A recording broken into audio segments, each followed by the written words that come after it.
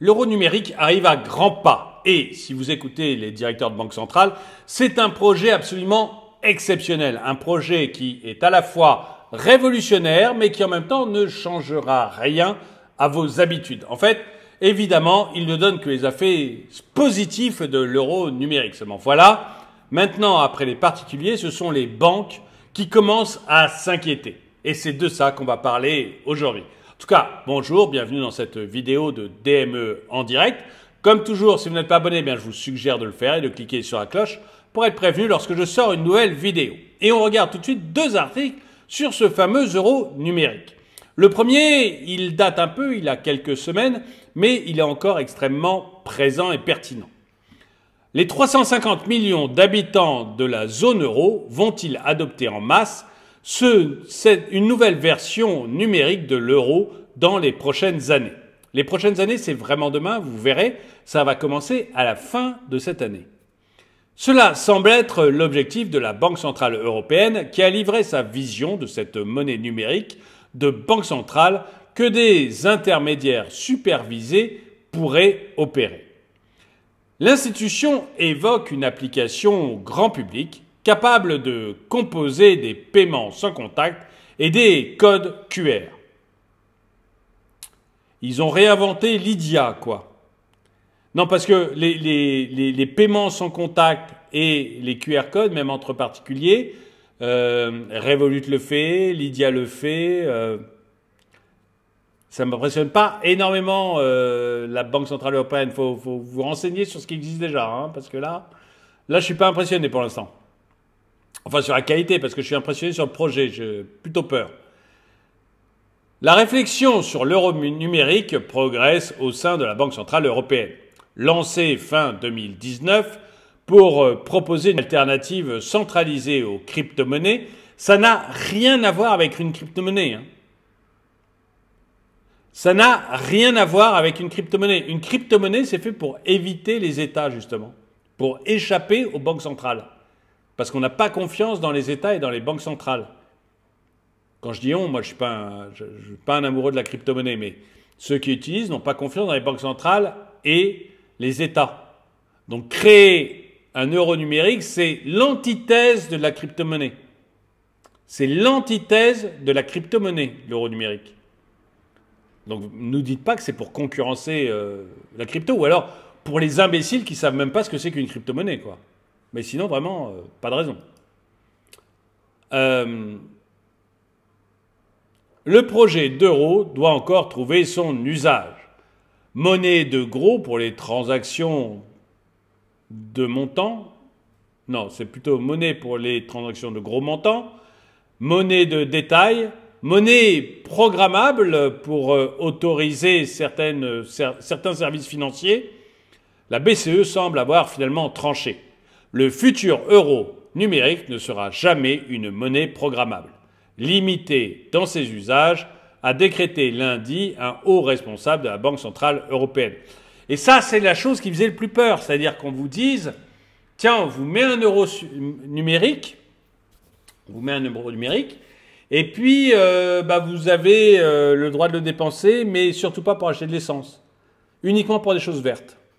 Ou alors, vous avez le droit de le dépenser, mais vous avez jusqu'à la fin du mois. Après, il disparaît, il est détruit.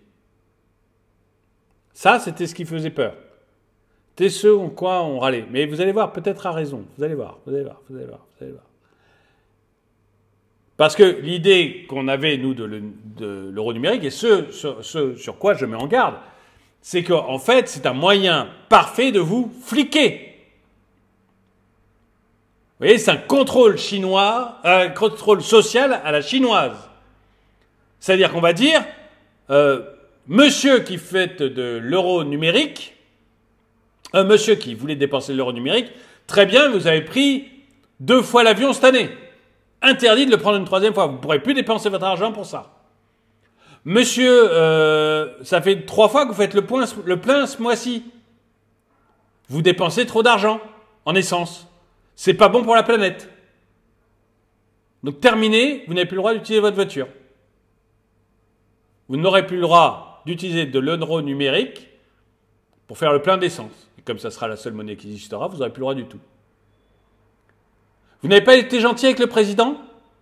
Je ne suis pas sûr que vous puissiez acheter telle ou telle chose. Vraiment un contrôle à la chinoise, vous voyez. Vous ne plaisez pas au pouvoir, vous ne plaisez pas... Alors s'il a une lubie verte, il a une lubie verte, mais il peut aussi avoir d'autres lubies encore plus dangereuses. Mais vous ne plaisez pas au pouvoir, eh bien on vous interdit de dépenser votre argent. Et ça, c'est un des principaux dangers de la monnaie numérique. Bon, avec en plus le fait qu'ils sauront exactement ce en quoi vous dépensez votre argent. Mais là, heureusement, on a un haut responsable de la Banque centrale qui nous dit que ce n'est que billevesé, que je suis un complotiste et qu'ils n'y ont jamais pensé, grosso modo. Soyons clairs, l'euro numérique ne sera jamais une monnaie programmable. Donc, il nous dit bien que l'euro numérique, ça ne sera pas, on vous met 1000 euros et vous avez jusqu'à la fin du mois pour le dépenser, histoire de relancer l'économie. Interdit de faire des économies avec. Interdit de mettre du livret A avec. Nous voilà rassurés. A souligné Fabio Panetta, membre du directoire de la BCE, devant la Commission des affaires économiques et monétaires du Parlement européen. Cela équivaudrait sinon à émettre un bon, et les banques centrales émettent de la monnaie, pas des bons. Ok, soit. Autrement dit, la BCE ne veut pas imposer de restrictions à la façon dont cet euro numérique pourra être dépensé, qu'il s'agisse de la nature des achats, de leur lieu et du montant à effectuer. Vous voyez, c'est ça, j'étais un complotiste en disant ça. En disant qu'en fait, ils allaient pouvoir savoir la façon dont vous allez dépenser votre argent, le lieu dans lequel vous allez dépenser, et puis les montants que vous avez le droit de dépenser. J'étais un complotiste. Ils n'y ont pas pensé. Il s'agit en vérité d'un revirement sur l'une des pistes lancées. Ah, vous voyez, le complotiste, finalement, il avait vu juste. La Banque centrale y pensait. C'est ce qui vient d'être écrit, ce que dit la Tribune. La Banque centrale a bien pensé à ça, au fait de pouvoir contrôler ce que vous alliez acheter, où vous allez l'acheter, et la durée pendant laquelle vivrait votre euro numérique. Ils y ont pensé, c'est écrit, c'est un revirement là. Ce qui veut bien dire que c'est tout à fait possible avec cette monnaie de le faire. Ce qui veut dire qu'on peut vraiment faire ce genre de choses. Alors en admettant que Fabio Panetta, là, le fameux responsable de la BCE qui nous dit ça, dise la vérité. En admettant que Fabio Panetta ait le moindre pouvoir à la BCE. Et en admettant que Fabio Panetta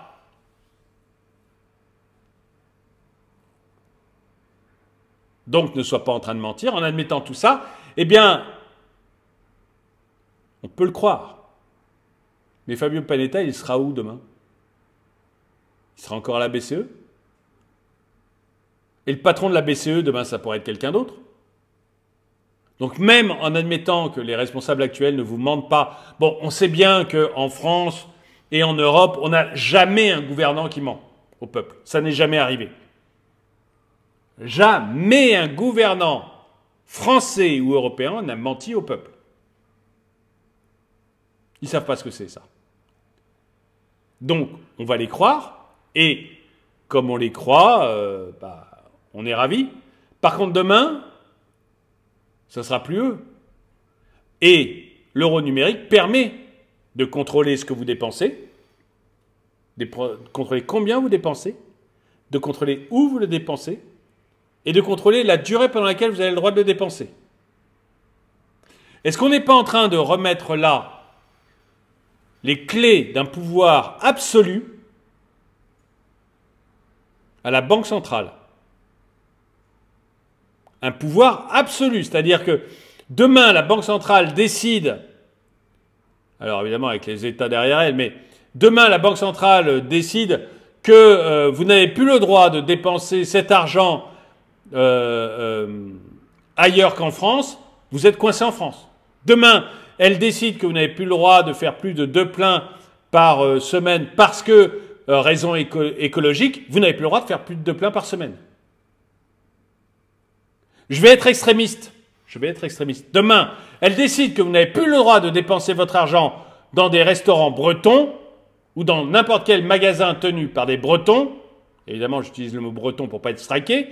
Mais elle décide que vous n'avez plus le droit de dépenser votre argent dans des magasins tenus par des Bretons. C'est terminé. Tous les Bretons peuvent fermer leurs magasins. Est-ce qu'on n'est pas là, à la veille d'un pouvoir complètement délirant de nos dirigeants? Alors bien sûr, encore une fois, je ne remets pas en cause Christine Lagarde, je ne remets pas en cause Fabio Panetta, je ne remets pas en cause notre président, je ne remets pas en cause Ursula von der Leyen, qui, eux, veulent notre bien, et qui sont des gens à qui on peut faire totalement confiance parce qu'ils n'ont jamais menti de leur vie. Mais on est d'accord que demain peut venir au pouvoir un fou furieux. Que c'est déjà arrivé 1 ou 2 fois en Europe. Y compris démocratiquement, pour certains. Et que là, on est en train de lui remettre les clés d'un pouvoir absolu. Absolu.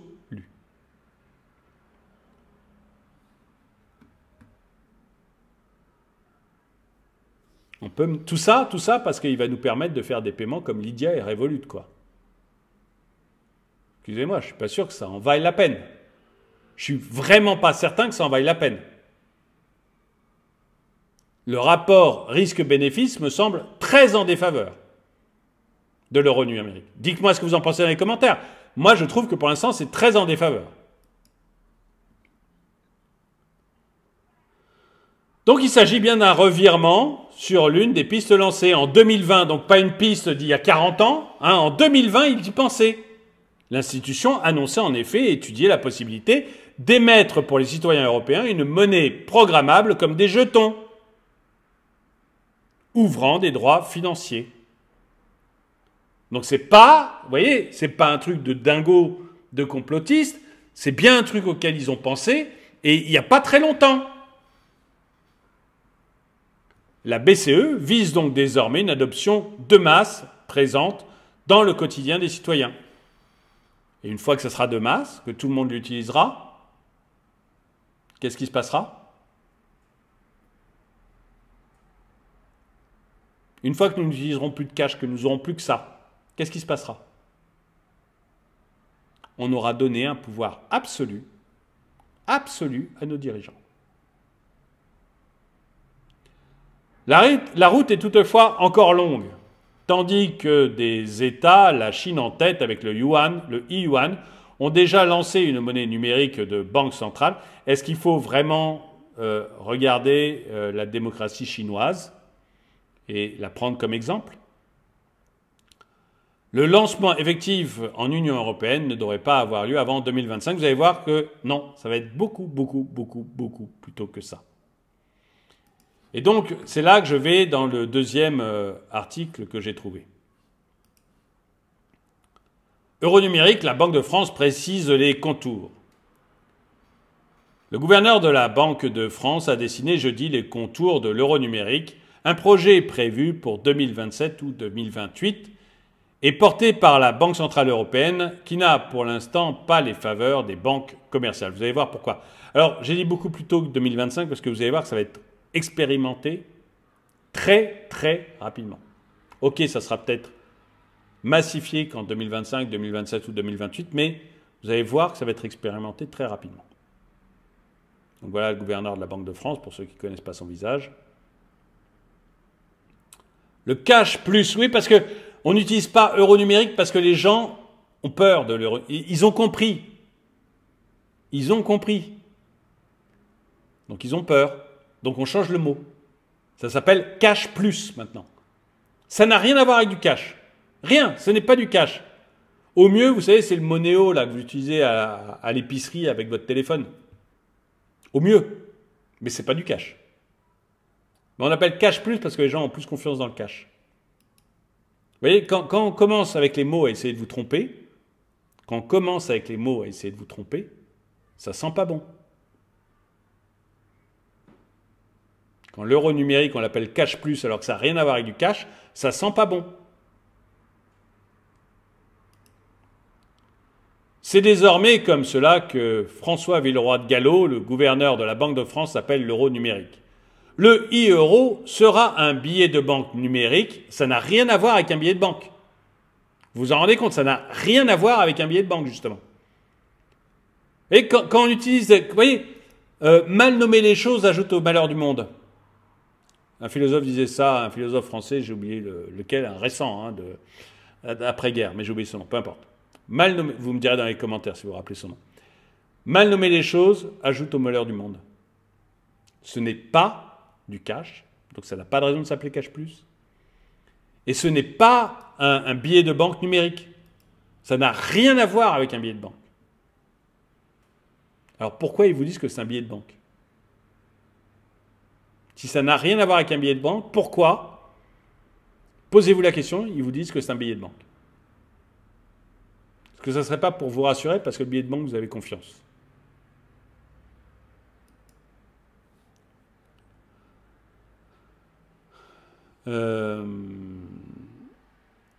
Donc, l'e-euro sera un billet de banque numérique qui présentera naturellement les mêmes caractéristiques que les espèces actuelles.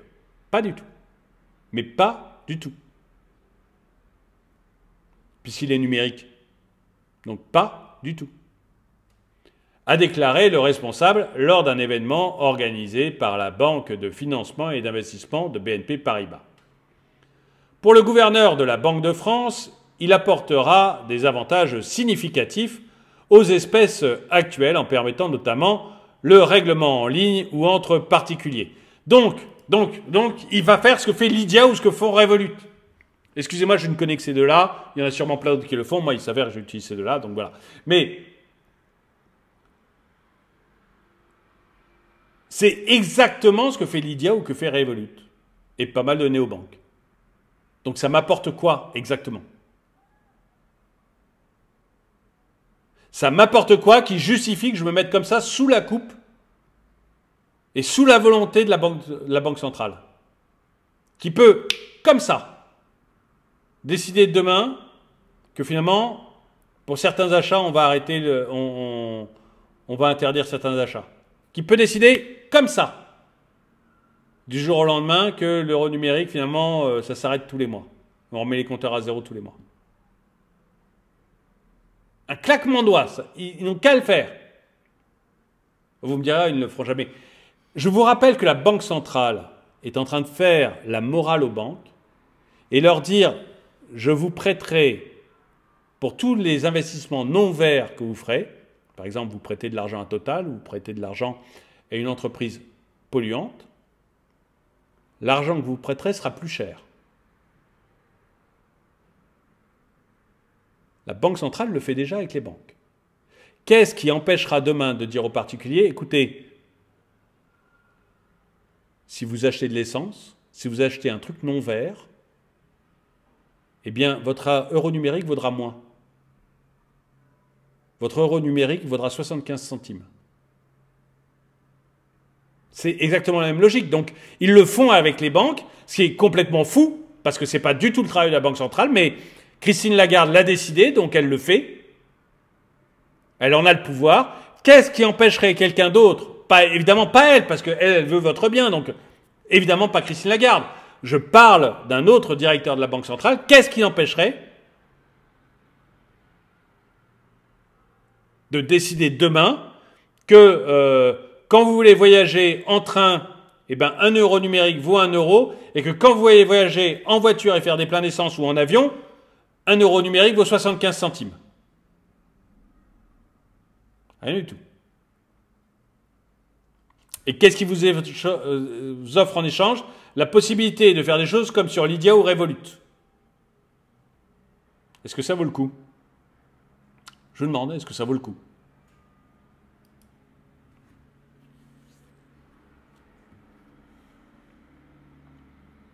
Donc l'avantage significatif, c'est les règlements en ligne, payés en ligne, ce que évidemment vous ne pouvez pas faire aujourd'hui. On a tous constaté qu'on n'arrivait pas à faire des paiements en ligne. On est tous bloqués.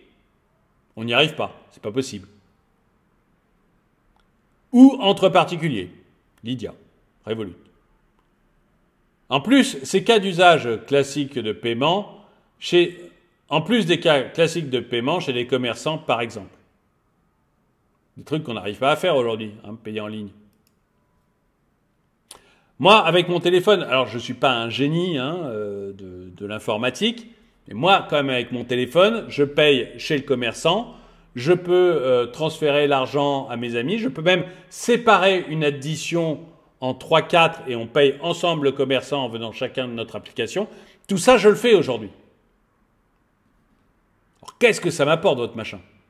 Si ce n'est un contrôle de le risque, parce que vous ne le ferez pas, j'en suis sûr. Je suis sûr que vous ne le ferez pas et vous ne pensez pas une seconde pouvoir le faire, mais ça apporte ce risque-là, en fait, d'un État totalitaire qui pourrait décider.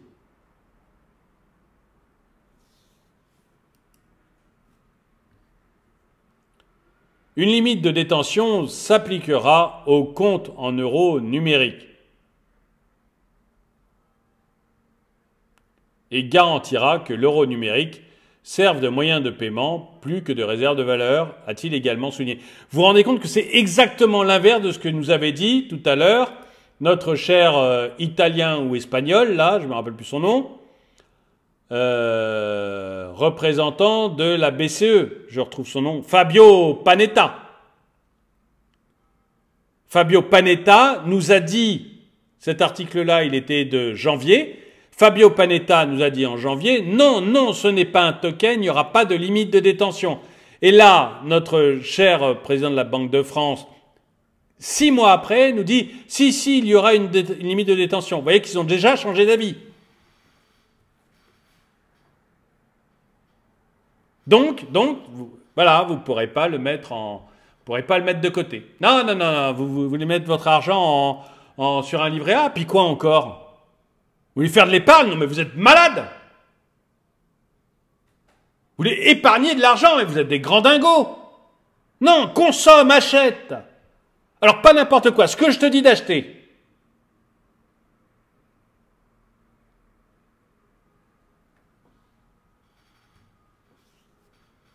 Ça commence, vous voyez, il n'y a pas fallu longtemps, 6 mois. Il a fallu 6 mois. On va faire un euro numérique, vous pourrez le dépenser, le garder, vous faites ce que vous voulez avec. On va faire un euro numérique, mais il faudra le dépenser, vous ne pourrez pas le mettre en réserve. Il va falloir combien de temps on va vous faire un euro numérique, mais vous ne pourrez pas le dépenser dans tous les cas. On va vérifier quand même comment vous dépensez votre argent. Ça va aller vite, Les banques commerciales défendent leurs propres projets. Le sujet est sensible entre les banques centrales de la zone euro qui poussent cette solution et un consortium de 16 banques commerciales européennes qui développent une solution de paiement au cas d'usage très proche baptisé European Payment Initiative. Le directeur général délégué de BNP Paribas, Thierry Laborde, avait par exemple questionné le 1er juin l'intérêt même de l'euro numérique. Posez-vous la question. À quoi sert un euro numérique, avait-il déclaré. Si on a un EPI qui fonctionne, avant de souligner que l'on peut toujours faire des choses qui ne servent à rien, ce ne sera pas la première ni la dernière fois. Vous voyez, même le directeur général délégué de la BNP Paribas, c'est pas une banque régionale, la BNP, vous dit, posez-vous la question, à quoi sert un euro numérique? Je vous le demande. Posez-vous la question. À quoi sert un euro numérique? Soit ça ne sert à rien. Je vous ai cité des applications qui sont capables de faire aussi bien. Il y en a sûrement d'autres. Ce n'est pas une vidéo sponsorisée. Il y en a sûrement d'autres.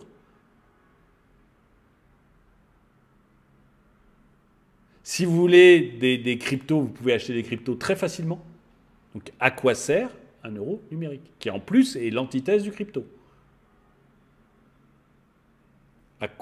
Soit ça ne sert à rien, et on a des fonctionnaires qui ont besoin d'occuper leur temps, et qui créent des choses qui servent à rien, soit ça sert à contrôler. À rien d'autre, puisque le reste, on l'a déjà.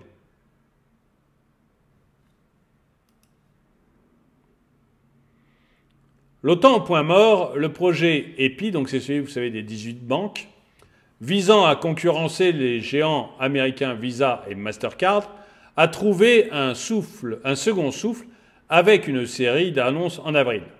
Nouveaux partenaires, premier test en fin d'année, déploiement progressif à partir de 2024. Les services de pays seront accessibles dans 5 pays.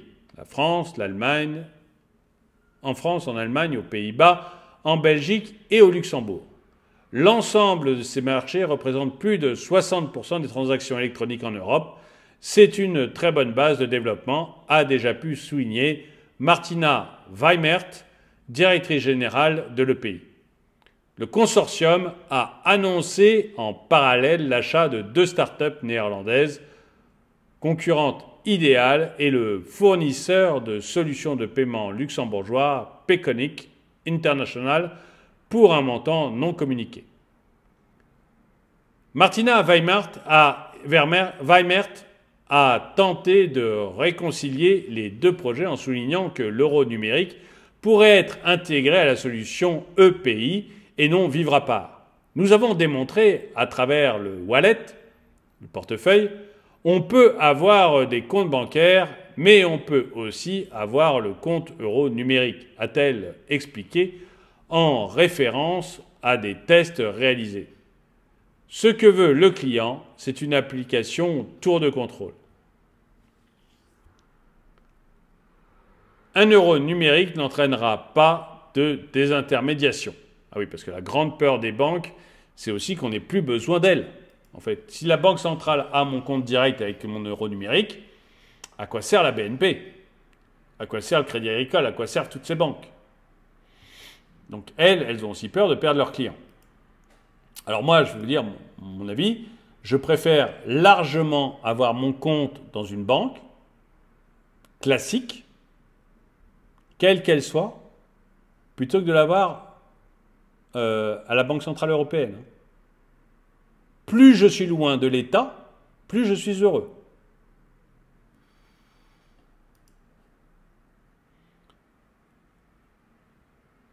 Je pense qu'il est de notre devoir de développer cette capacité pour nos concitoyens, a répliqué le gouverneur de la Banque de France, mettant notamment en avant l'importance du respect de la vie privée dans les transactions. Parce que là, il va y avoir un plus grand respect de la vie privée si c'est la Banque centrale qui gère.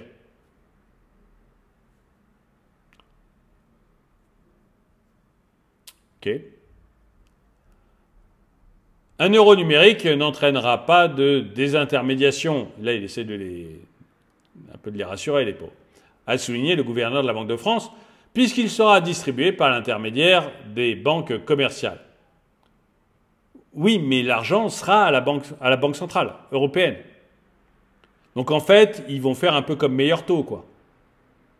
Hein, ils vont jouer les courtiers, ils vont venir chercher le client, puis après ils enverront le compte à la Banque centrale européenne. Ces dernières peuvent et devraient prendre part au projet en toute confiance. Toujours ce qu'on vous dit avant de vous faire... Notre volonté est de l'émettre avec vous, les banques commerciales, et non contre vous, a-t-il repris. Vous savez, tout à l'heure, Mario, là, je ne sais plus comment... Excusez-moi, hein, c'est pas du tout de la mauvaise volonté de ma part, c'est que je ne retiens pas les prénoms. Mais tout à l'heure, notre ami italien, Fabio Panetta, tout à l'heure, notre ami Fabio disait non, mais les citoyens peuvent y aller en toute confiance. Hein. Ce ne sera pas un jeton, il n'y aura pas de date de péremption. Et puis 6 mois plus tard, on vous dit non, mais si, il y aura une date de péremption.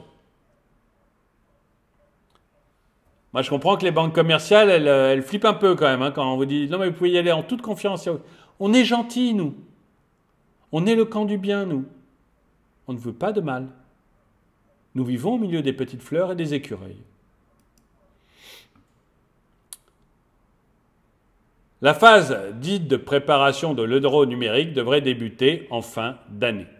Donc vous voyez, on est vraiment, c'est là que je disais que ça avance, la phase de préparation de l'euro numérique devrait débuter en fin d'année. On est vraiment dedans.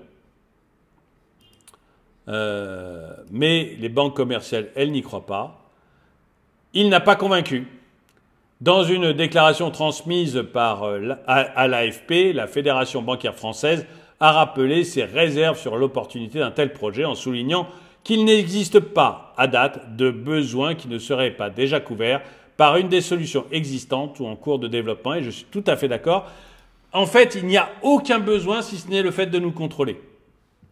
Dites-moi si vous voyez un besoin, mais vraiment, tout ce qu'il propose, tout ce qu'il dit là, vous savez, les crypto-monnaies qui le font, et quand on prend de la crypto-monnaie, c'est pour échapper aux banques centrales, donc c'est certainement pas une monnaie de banque centrale qui va changer.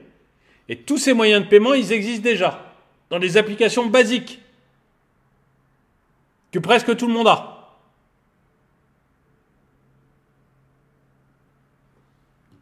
Donc, pourquoi le faire? Soit parce que c'est inutile et qu'on a besoin d'occuper des fonctionnaires. Il faut dire qu'à la Banque de France, il y a beaucoup plus de salariés qu'à la Banque d'Angleterre et la Banque de France ne gère pas sa monnaie. Donc, des fonctionnaires inutiles. Enfin, pour occuper des fonctionnaires inutiles. Je ne dis pas qu'ils sont inutiles, hein, bien sûr. Ils sont très occupés. Et donc, c'est soit pour occuper des fonctionnaires inutiles, soit pour vous contrôler.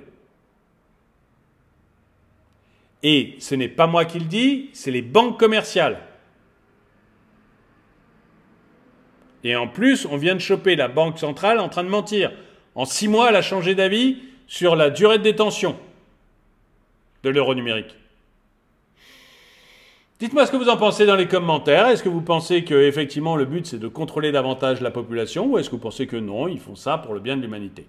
Dites-le moi dans les commentaires. En tout cas, merci d'avoir regardé cette vidéo. Mettez-lui un pouce vers le haut, commentez-la, partagez-la. Merci à tous ceux qui soutiennent la chaîne et moi je vous dis à très bientôt.